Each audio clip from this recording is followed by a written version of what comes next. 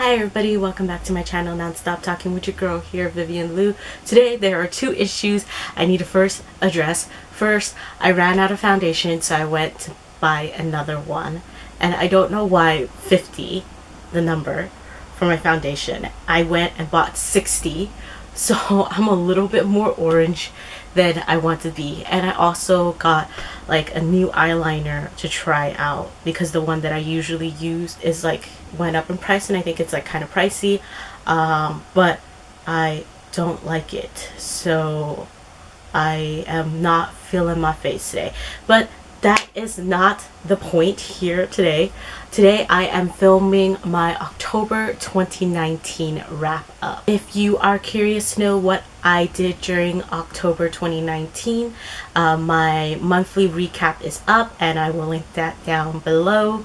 As for my recap, it will follow the format of my blog post and be split into 3 parts. So obviously the first part is books, the second part is Asian dramas and anime, and then the third part is Western TVs and movies.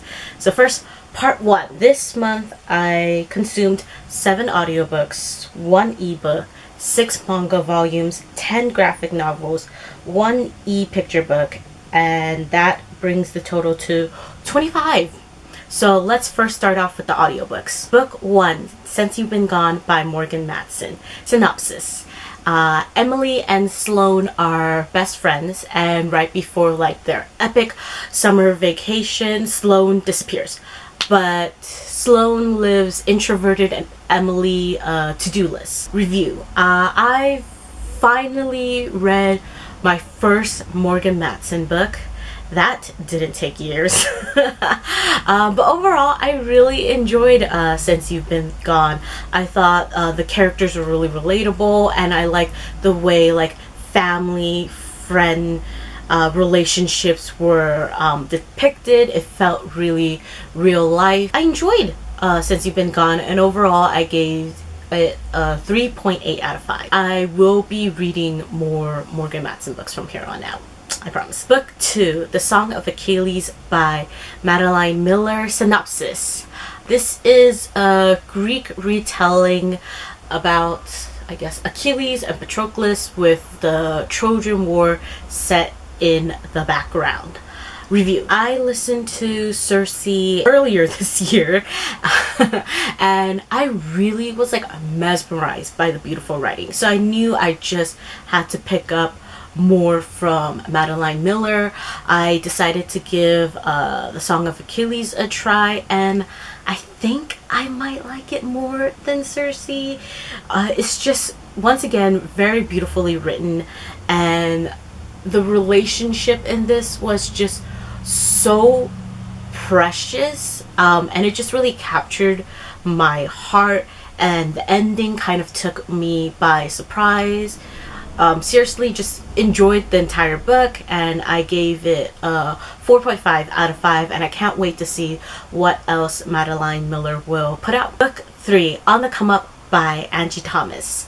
Synopsis. Set in the same world as her debut novel, The Hate You Give, On the Come Up is about 16-year-old Bree who is trying to make it as a rapper. Review. I pre-ordered On the Come Up because of the fact that I loved The Hate You Give. The Hate You Give was my second favorite book of last year. It took me some time, obviously, to finally get to On the Come Up.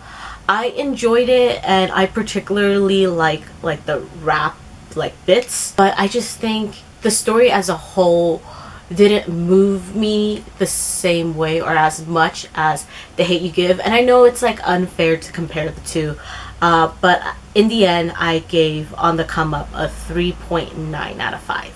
Still enjoyed it, was just didn't live up to all the expectations, I suppose. Book 4, Blindsided by Eden Finley. Synopsis. This is the 4th book in the Fake Boyfriend series. It's about Talon and Miller, who were college teammates. Talon missed playing with Miller, and he signs with Chicago, which is where Miller is at. And this is kind of like difficult for Miller because Miller has feelings for straight talent. I love the Fake Boyfriend series a lot, but there was just something about this couple, Talon and Miller, that I didn't particularly love. I think the book was alright, and Eden Finley writes romance novels really well, and I'm looking forward to the next book in the series. As for Blindsided, like I said, it was alright. I was really happy to see like familiar faces making appearances. Overall, like I didn't fall for the couple the same way, so I think it might be currently the weakest in the series, but I still gave it a 3.3 out of 5. 5. Ninth House by Leigh Bardugo. Synopsis.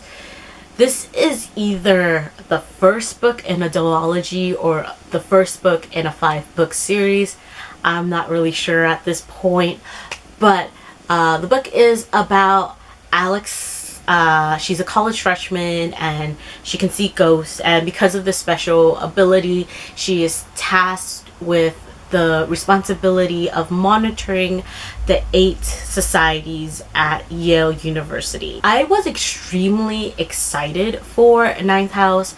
I pre-ordered it even though I thought the cover was ugly, and frankly I have mixed feelings. On one hand, I like the premise, I like the conception, and I was intrigued and entertained. On the other hand, I was expecting more and sometimes confused. So I think if this is a duology, then I will continue. If it's a 5-book series, we'll really have to see how the second book goes. But as for Ninth House, this first book, it's around like a 3 to 3.5, maybe closer to a 3.5, I guess. Book 6, Dear Girls, Intimate Tales, Untold Secrets, and Advice for Living Your Best Life by Ali Wong. Synopsis. Dear Girls is a memoir written by comedian Ali Wong, and it's set up as letters to her 2 daughters, and it chronicles her path to becoming a successful comedian. Review. Here comes my favorite book of this month. 5 out of 5. Ali Wong is funny. This book was funny. I was so entertained. I didn't think I would relate to Ali Wong as much as I did, and then that epilogue where her husband comes in was great. This memoir is fantastic, and I just highly recommend go check it out. Book 7, How to Be a Pirate by Christina Cowell. So I'm gonna be really honest with y'all and just say that the only reason why I am listening to this children's book is because of David Tennant's amazing narration. It's the second book in the How to Train a Dragon, I guess, children's picture book series. I will forego the synopsis. Obviously, I'm not the target audience for this book, but at the same time, even though like the start was really like slow, I think it did pick up, and in the end I like really enjoyed the conclusion. So shockingly, 4 out of 5. Number 8, Desperate Measures by Katie Roberts. Synopsis. This is an erotica set in an alternate universe where Jasmine and Jafar from Aladdin have a complicated daddy ex-baby girl relationship. It's the first book in, I guess, the Wicked Villains book series. And as for my review, hot and steamy. I had fun, but as for like the plot and the characters, I didn't really care for much. Thus, 3 out of 5. Book 9, Words and Your Heart by Kate Jean Neal. Synopsis. This is a children's picture books about the power of words. Review. The art is cute, but the written content, I guess I'm just too old for. Kindly I gave it a 3.5 out of 5. Next, we head over to manga. 10 and 11 is volumes 8 and 9 of Everyone's Getting Married by Izumi Miyazono. I have filmed a series wrap up for this, which will be posted after I finish editing my wrap up, and you can check that video out as to why I disliked this series. So I won't like rehash it here. As for the ratings, volume 8 got a 2.8 and volume 9 got a 3. Book 12, Classmates, volume 1 by Asumiko Nakamura. Synopsis. I suppose this is a shonen ai where an extrovert meets an introvert through choir practice. Review. I had high hopes for this, but the art wasn't really my style and the story was a little bit too slow burn for me. But I did find the relationship just uber precious and oh my soul.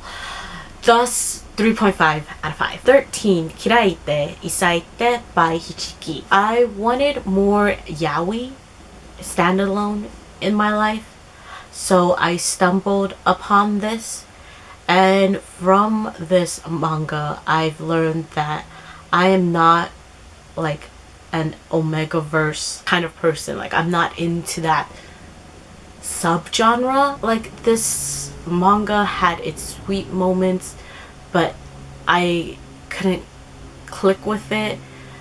In the end, 2.5 out of 5. 14, Don't Be Cruel Volume 8 by Yonezo Nekota. Synopsis. This is a yaoi manga series. First volume, we meet Playboy Maya and I guess like study nerd Nimgasa in a not so great way. But since then, their relationship has blossomed and matured, and I've just been following their growth and development, and I can't stop. Was that even a synopsis? Review. This is one of my all-time favorite yaoi manga series. I actually pre-ordered the English version, and when it arrived on my doorstep, I read it immediately. I have to say that it did feel a bit filler-like. It was mostly set up for the next volume, but I don't mind. I still loved it. I gave it a 3.8 out of 5. 15, Takane and Hana by Yuki Shiwasu. Synopsis. Hana is a 16-year-old girl who impersonates her older sister at an arranged marriage meeting with Takane. And the story has just been dragging on ever since then. My synopsis writing skills are not good. Oh well. Review. Oh, this train wreck is back. I don't know why. Whenever my library app lets me know that the new volume is available, I still borrow and read it. This one, though, wasn't too bad, or wasn't bad at all, honestly, and I ended up giving it a 3 out of 5. Next stop, graphic novels. Number 16, Are You Listening by Tilly Walden. Synopsis. Byu is running away and she crosses paths with Lu, who is like her town mechanic. Lu is on a road trip to visit relatives, and Byu kind of, I guess, joins her. Review. I love the art and the colors, and I appreciate the message, but the story and I just did not connect, and I wasn't really into, like, I guess the magical realism parts of it. There was just something about it that felt weird and incomplete to me. Like, yeah, and I'm just so sorry. 3 out of 5. Number 17, Stargazing by Jen Wang. Synopsis. Moon and Christine are two very different Chinese American girls. When Moon moves in behind Christine, an unlikely friendship starts up. Review. This was touching and relatable, especially for me as someone who is Asian American. But I think just the theme of the importance of fitting in when you're young can resonate with everyone. I think a lot of people will find this graphic novel very moving. Stargazing is great. Jen Wang is great. 4 out of 5. Number 18, Unnatural, Volume 3, Rebirth by, I know I'm probably saying this wrong, but I'm trying, Mirka Andolfo. Sorry. This is the third and final volume in this series. I am planning on doing a series wrap up for it, so I don't want to share too much of my thoughts here. I think rating wise, I gave it a kind of mean 2.5 out of 5. Number 19, Joker. These last names are a little bit difficult for me, but I'm once again going to try my best, and I apologize. It's written by Brian Azzarello and illustrated by Lee Bermejo. After watching the Joker movie, I wanted to read some Joker comics. I found this one on my library app. I like the art, I like the storytelling, but there was just something about it overall that I didn't find truly satisfying, and in the end I gave it a 3.5 out of 5. Number 20, 21, 22, 23 are Spider-Man Miles Morales volumes 1 through 4 by Brian Michael Bendis. Synopsis. Let me just say I'm getting really lazy here. So I'm just gonna tell you it's Spider-Man Miles Morales' story. Review. It started off great, but as it continued, it lost steam.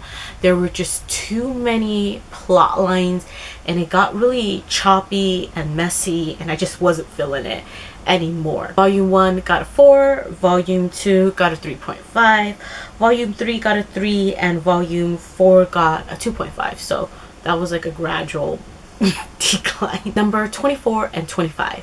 According to Goodreads, Spider-Man Miles Morales had like, I guess, a 2.5 issue titled Spider-Man and Spider-Gwen Sitting in a Tree. I tried looking for it on my library app. I ended up reading Spider-Man, Spider-Verse, Spider-Gwen Book 1, which was just like a disappointing collection of random like Spider-Gwen stories. It like made no sense to me, and I was just like, huh? And I also borrowed Spider-Gwen Volume 1, Greater Power. I didn't even like it the first time, so I'm really sad to admit that I didn't complete Spider-Man Miles Morales according to Goodreads because I couldn't find the Sitting on the Tree. But as for the two Spider-Gwen things that I did read in my search, I ended up giving them both 2 out of 5 stars. I just didn't like either of them. I ended my reading month on a sour note. Part 2. This month I watched 3 Asian dramas. Technically one of them is a miniseries and 1 Hong Kong movie. 1. The King's Avatar, 全智高手. This is a mainland Chinese live action based off a light novel that also got turned into an anime. It's about esports. I have a show thoughts video for this, and I did some episode reviews for it. I've talked about this non-stop, and I really shouldn't talk about it anymore. You can check out those videos if you're interested. I won't drone on anymore. And in the end, I gave this a 4.8 out of 5. Loved it. Number 2, The Naked Director, Zenra Kantoku. This is a Japanese mini-series on Netflix that a friend of mine recommended to me. I also have a show thoughts for this. So in short, this is about a famous Japanese porn director who really pushed boundaries for the porn industry at the time he was active. I found this super entertaining and ended up giving it a 3.9 out of 5. Number 3, Forensics Heroes Fating Xin Feng Season 1. If you didn't know, now you know. YouTube added some old TVB dramas for us to watch. So my sister and I, who were super excited about this, decided to start our rewatch off with Fating Xin Feng. This is about a medical examiner, a detective, and a forensic scientist, and how the three of them working together solves crime. Even though like I personally really like the cast, I have to admit that like the crimes were really weak, the solutions were really like forced, and like things were so like contrived. I like ended up realizing like, oh, it wasn't like as great as I remembered it. Maybe it was easier for them to trick me as a kid that, wow, this is really smart, when it really wasn't. I don't know. I have like a long blog post about this, so I once again don't want to like rehash everything here. In the end, I gave it a 2.5 out of 5, and my sister I have already started rewatching season 2. We just don't want to stop. Number 4, Line Walker, 西头横街. This is the first movie which was based off, I guess, a spin-off of a successful TV series. I didn't watch the TVB series of this. All I can say is that I thought this movie sucked. It's a lot of action with no substance. The plot is just kaput at the end. Actually, I really didn't like it. Like, the conclusion just really disappointed me. 1.5. I didn't really tell you what it was about. If you are interested, I'm so bad at this.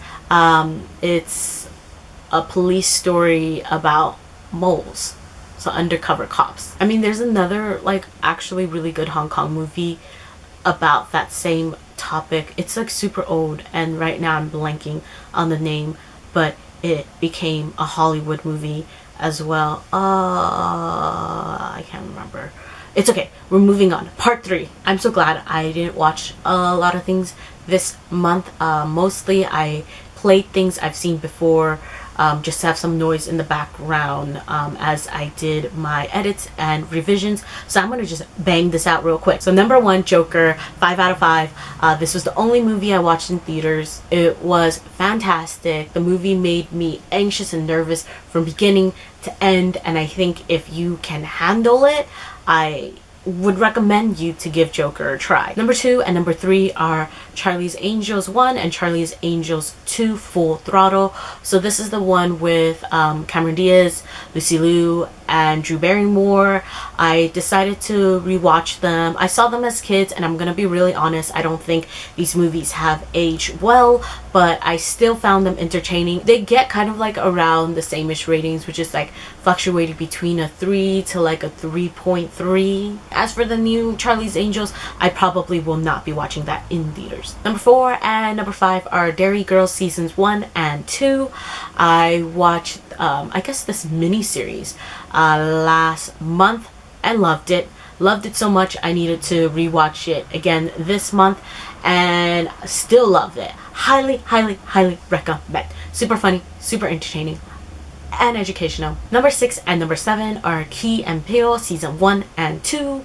I used to watch their clips and skits on YouTube, and now they are conveniently on Hulu, so I've just been slowly watching them in its entirety, and it's still so funny and shockingly still extremely relevant.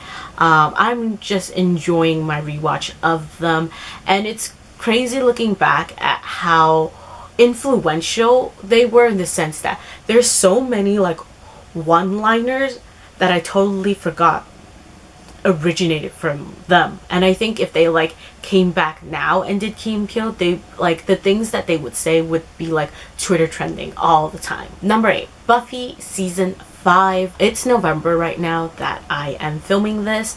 I have completed season 6 and I am halfway into season 7. Honestly, I love Buffy, and I'm excited to finish season 7, and then I'm gonna start on Angel. Buffy's a great show. It's aged really well in comparison, especially in comparison to Charlie's Angels, and highly recommend. Number 9, Lie to Me season 1. I love this show. I think I will always rewatch this show for comfort. Previously I watched it on Netflix. Right now it's on Hulu. Honestly, it's an addiction. I love crime shows, and then I love like rewatching crime shows, and the genre is just never ending. But Lie to Me is seriously one of the good ones that got canceled too soon. I was so upset that it was canceled. And in short, it's about Cal and his company, and they are like deception experts, and they just catch people in lies. Anyways, TV writers and TV network people, I mean, I am not hoping that there's like a reboot, because I think too much time has passed for that to be possible. But I think potentially there could be like a remake with the same premise, or like a Succession series. I know that it will never happen because this show has no following, but if it was to ever happen, I would definitely be supporting it. So if you've never heard Lie to Me, give it a chance. I really like it. It's fun. And if you like crime shows as much as I do, I think you would also get a kick out of it, even though like it's canceled. Outro time. Like, comment, subscribe. See you in my next video, whenever that is. Bye.